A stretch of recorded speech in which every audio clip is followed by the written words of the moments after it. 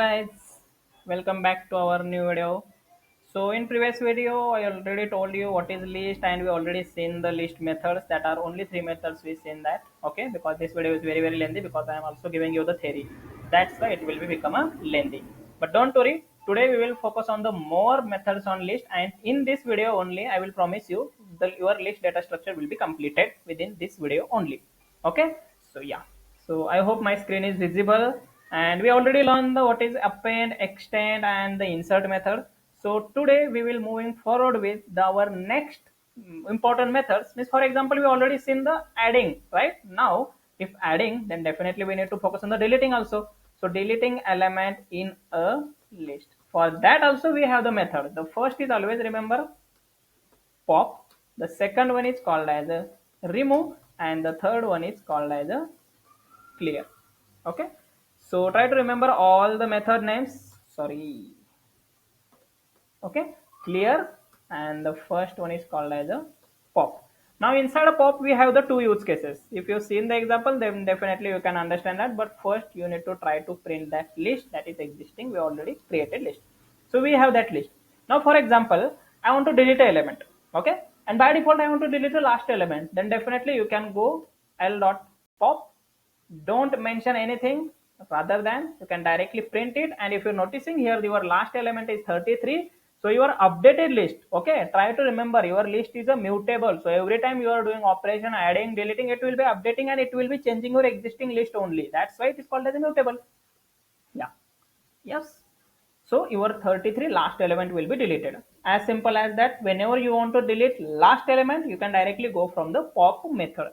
Now, as we already learned the insert method, right? Since, for example, in a particular location, if I want to delete. Now, for example, I want to delete a 3. Okay. So you need to give the index number, and we already know what is meant by index. Index is always start from the 0. So I need to find out the index number of 3. Then and then only I can delete. So pop has two use cases. By default, if you want to delete a last element, then definitely you can go without any index number, directly write down l dot pop. That's it. Now, for example, I want to delete an element in a particular given location. Then you need to mention the index number of that element. As I said, I want to delete a 3. So you need to count index, that is 0, 1, 2, 3. So index number is 3. Now, if you are seeing the updated list, your 3 elements should be deleted. Simple. So this is the simple method of pop. Okay. Always remember, pop have the two use cases. Okay. Rather than the remove. Remove have only one, but pop have the two. First, by default, if you want to delete a last element, then definitely you can go to the pop. If you want to delete an element by given location, index number, then also you can go to the pop. Now the second method, as I already told, that is called as remove. This is most preferable method, because every time it's not possible to count the index number and all that, right? For example, I want to delete a Pune, then I want to write down directly Pune, because if you are counting the index, it will be taking much time. So that's why we need to give the remove method. Try to remember difference between pop and remove. In pop, we have the two cases, right? Delete the last element, and second most important, given the index number. But in remove, directly you can give which element you want to delete, that element name only, and it will be deleted that element only. Got it? So this is basically the remove. Try to solve as many as example. Try to focus on my words. I am not giving here multiple example, because it will be become a very lengthy video. Okay, try to understand. I am telling each and every use cases of particular method. You can try to remember. If you don't remember, note down and solve by yourself. Definitely you can understand that only, because as I said, practice makes man perfect. Okay, so this is related to pop and remove. Now our third method is called as a clear. Okay, as simple as that. The name itself suggests that what is a clear, right? Clear means if you want to delete all the elements that are present in a list, then you can directly use the clear method. Okay, if you are seeing the output, it will be showing the empty list. Why? Because we already run clear method. And what is the use of clear method? It will delete all the elements that are present in a list, but it will not delete square bracket, because it will creating empty list, right? So it will delete only list elements, not a list. If you want to delete a list, then you need to use the del l. Del is basically Python function, and after that, if you're trying to print the L, it will be deleted. Means, for example, del method is very useful whenever you want to delete object, whenever you want to delete that particular variable name with value, then you can go with the del. But I am giving you basically simple example. Try to avoid that del method, because we have the clear method, right? If you want to delete all the elements, then definitely you can go to the clear method only, not go for the del. Del is basically deleting all the variable value anything, because it will be making the space in your memory. But sometimes definitely it will be useful, but most preferable way, if you want to delete elements, then we have the three methods, that is pop, remove and clear. Delete element at the last, directly use the pop. Given location, also use the pop. You have the element name, then you can use the remove. And if you want to delete entire element, then you can use the clear. Clear? Yeah.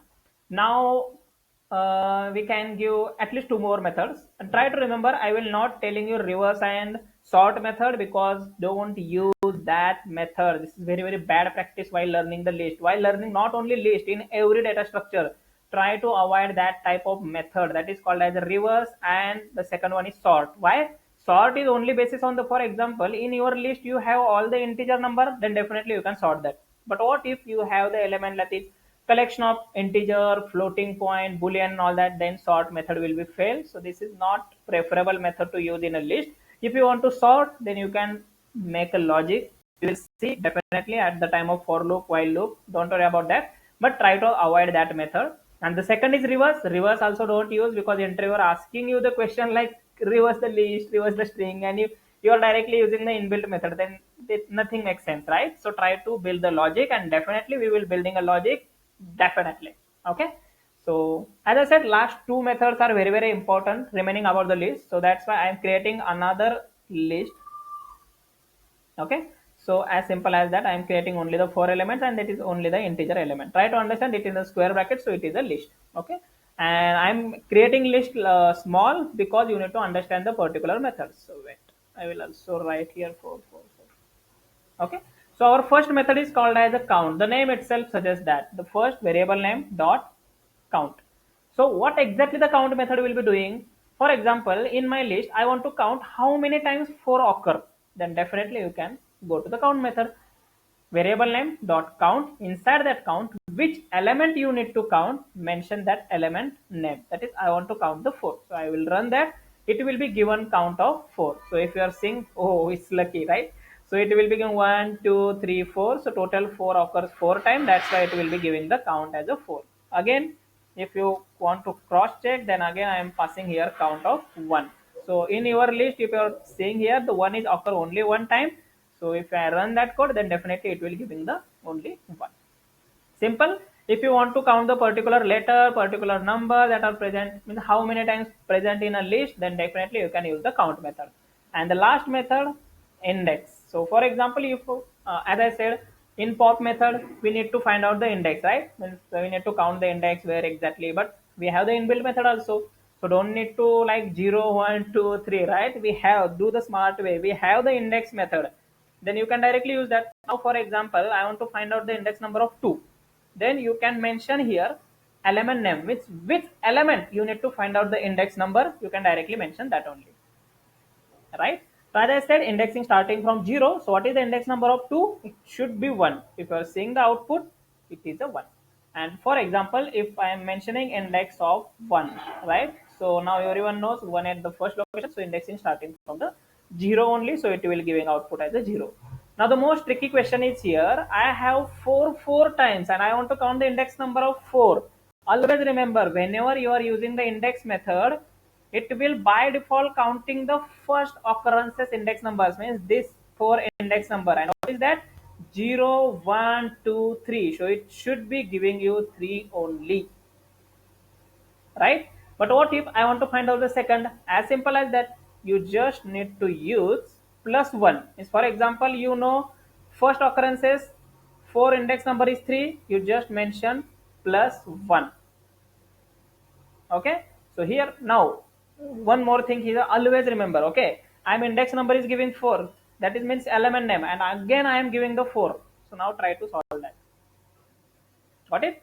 So first index, first element is called as a, which element you need to find out the index number, and second, always try to remember, we need to add 1. so that it will be giving the index number of second location. Now in a similar way, I know it will be hard, but try to understand. If you're solving by yourself, then definitely you can understand. I'm giving one more example. Now I want to count the fourth third times. Okay, so first parameter, as you know, which element you need to find out the index, I'm mentioning that. Now we already know what is the first occurrence, that is 3. What is the second occurrence, that is 4. So you need to give the just plus 1 and it will be giving the index number of 5. Now luckily it will be going inside 555, but you can try to create a separate list like 424 424 and then try to find out the index number. Always remember simple thing. Index, we have two parameters. The first one is element name, means which element you need to find out the index number, and second, always try to make a plus 1 so that it will be easy to count the index number. It's very in a rare case, but I am just for your knowledge only I am telling that. Okay, so that's it for the list, and here your list data structure is ending. So if you have any doubt, you can directly put a comment. I will cover more topics on that, and in next lecture we will see our next data structure called as tuple. Till then, you can enjoy your day. You can make a practice. As I said, practice makes man perfect. Bye bye.